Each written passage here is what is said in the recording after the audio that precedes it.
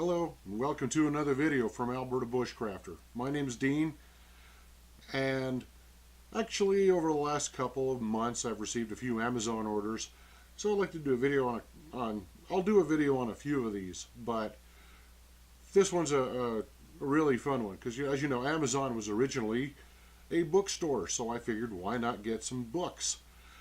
Bit of a tough climate up here right now in Canada. It is the second day of spring 2015, and well, right now gas prices are low, but not as low as they should be.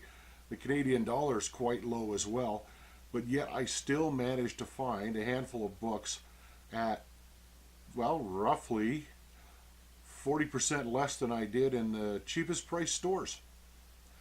So let's look at them. I've actually been updating my library. I've got a few books here for another video as well, and I'm actually reorganizing it because it is, well, -5 Celsius outside and snowing and kind of crummy and gray, and it's a weekend. I may as well catch up on some housekeeping, and that's part of it.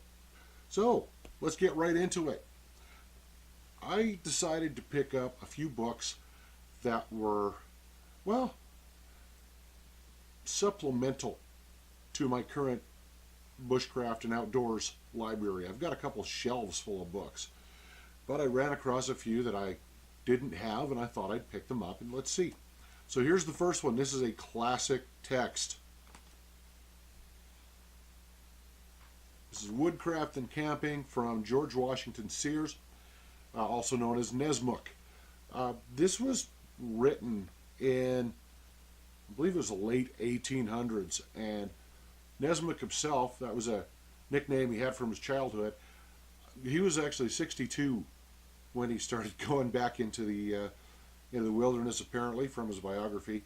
And he was not a very big guy, because I think one of the articles I read said he was about 5'8" and maybe 150 pounds soaking wet, somewhere around there. If I'm not accurate, I ask you to forgive me, but that's what I got off the biography. Anyways, he was actually one of the kind of the pioneers in ultralight camping. He figured it was a lot more important to have knowledge up here than have a lot of gear in your pack. And the funny thing is, I will likely do a big rant on this, but I want to thank one of my subscribers, Old Timer Lee, for pointing out an article in on a website that was actually, it was called How LNT, so Leave No Trace, Killed Woodcraft Almost. Bit of a sore point with me. I try to follow Leave No Trace principles, but there's a point when it actually gets a little crazy. So he's kind of against this. He argued against people carrying these big heavy packs with all kinds of gear for every eventuality, and he actually had people suggested paring down the entire kit. And excellent book. I've read all these books, by the way, and yeah, there's some great knowledge in this. It's a worthwhile part of any bushcrafter or woodcrafter's kit. If you leave no trace, well, maybe sit down at home and watch the Outdoor Channel. That's the best way to leave no trace at all. Which is not true either. Someone had to shoot the video. Anyways, some of these books get a little preachy, especially something I'll do in my next video in books. But yeah, I'm not a fan. You know, you want to preach to me about the Bible or something. At least you know you're right. Okay, on to the next book. It's preachy in a different way, but it's a decent book. It's Tom Brown's Field Guide. This one's on wilderness survival. I might pick up some of the others.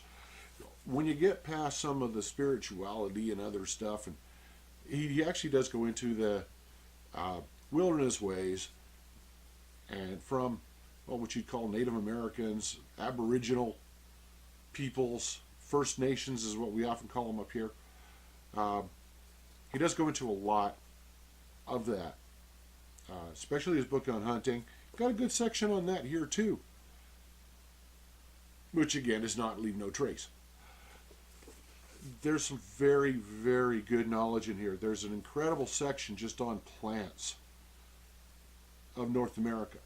There's an excellent section on shelter building. And yeah, unfortunately for those of you who are not inclined, there's a bunch. There's a real big bunch on traps. You know, traps, hunting, fishing, smoking meat. There's some good knots. Making your own vessels and so on from wood. So again, this is a lot of traditional knowledge. So for that, this book is very valuable.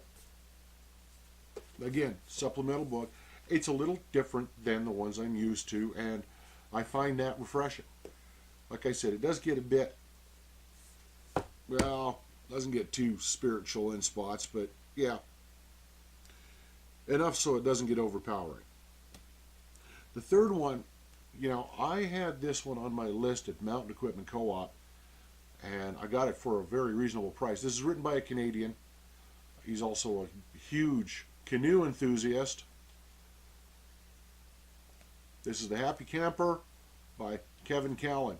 Now, I had to take a step back when I read this. There's strong points and not so strong points. Very heavy.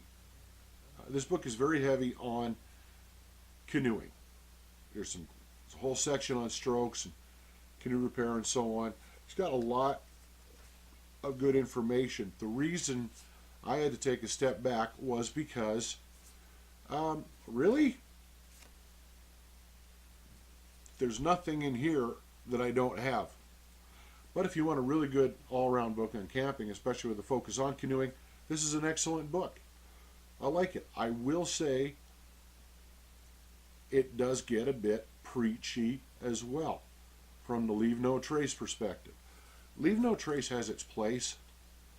Doesn't have a huge place in woodcraft and bushcraft. I've got to say that because, yeah, again, thanks to Old Timer Lee, the article does kind of put Leave No Trace as, you know, you're only a visitor in the woods. And he really takes that stance here.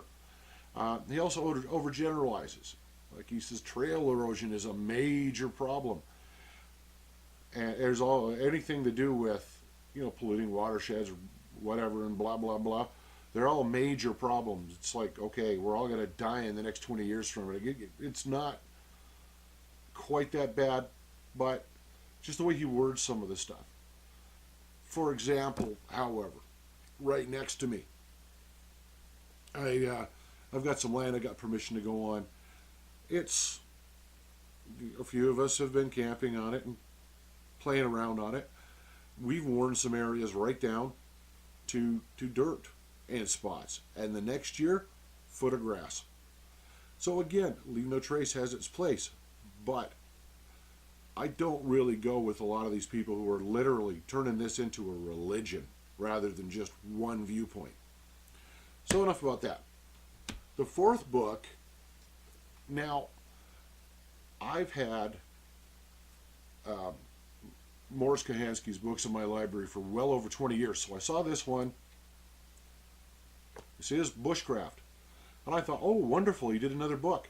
Actually, this book is the same as my original.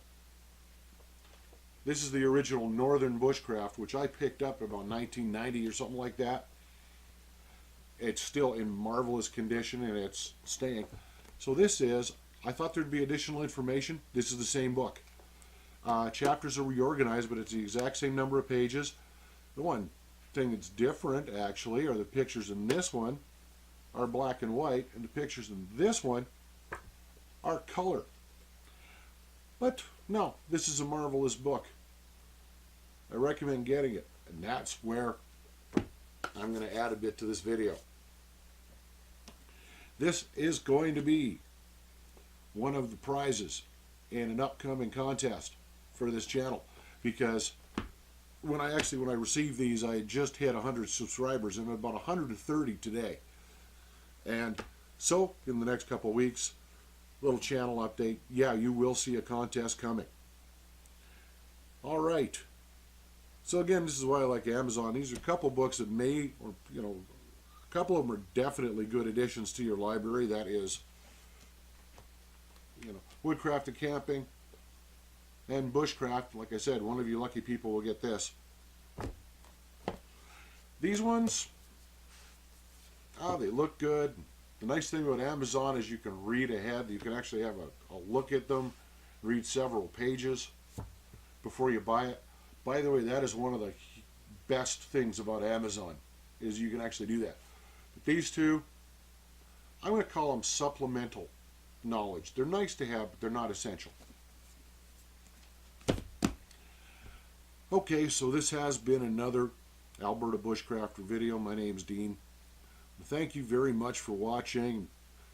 Pardon me going off topic there. Thanks for your patience. Take care and good day.